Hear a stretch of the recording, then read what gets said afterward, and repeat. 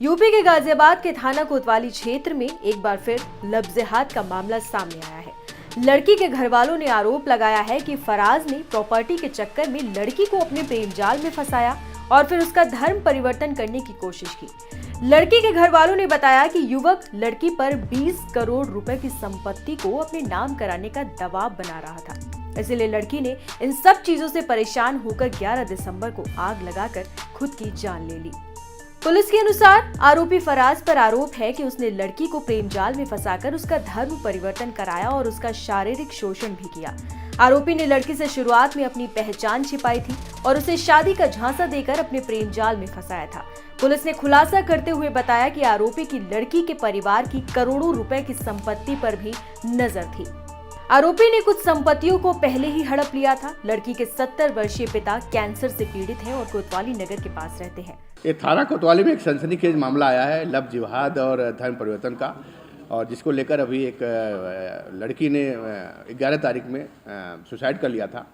पूरी घटना के संबंध में एक अभियोग दर्ज किया गया थाना कोतवाली में, और पूरा जब इसकी विवेचना की गई, जांच पड़ताल की गई, तो पाया गया कि इसके पीछे एक बड़ी साजिश हुई है और एक गैर धर्म का गैर संप्रदाय का लड़का इसके संपर्क में था और लगातार इसको एक्सप्लॉइट कर रहा था, इसका शारीरिक, मानसिक, आर्थिक उत्पीड़न कर रहा था।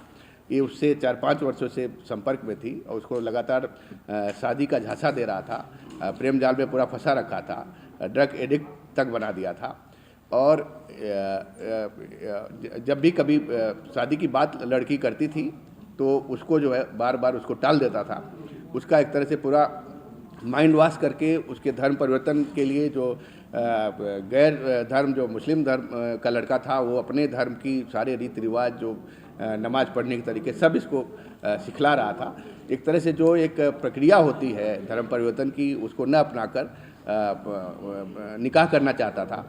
और जब लड़की बार बार शादी की बात करती थी तो वो उससे शादी न करके उसके परेशान करता था और केवल उससे उसका आर्थिक शोषण कर रहा था, शारीरिक शोषण कर रहा था। इससे परेशान होकर लड़की ने 11 तारीख को आत्महत्या कर ली। लड़की के पास से जब उसके मोबाइल के चैट का डिटेल देखा गया और वॉइस रिकॉर्डिंग देखी गई, इसके अलावा कुछ धार्मिक पुस्तकें मिली हैं, उसकी डायरी मिली है, सबके आधार पर पाया गया कि उस जो फराज नामक युवक है उसके नाते ही, उसे परेशान होकर ही लड़की ने अपनी जीवन लीला समाप्त की थी और आत्महत्या की थी। आरोपी फराज अतर दिल्ली के चौहान बांगर इलाके का निवासी है और उसने कई सालों से लड़की को अपने प्रेम जाल में फंसा रखा था। आरोपी लड़की से खुद को अविवाहित बताता था और उससे अपनी असली पहचान छिपाई थी। पुलिस के अनुसार आरोपी ने लड़की पर दबाव डालकर उसे दूसरे धर्म के रीति रिवाज अपनाने के लिए भी मजबूर किया। यही नहीं, आरोपी मृतका को मंकी ड्रग का नशा कराकर सेक्स संबंध बनाता था।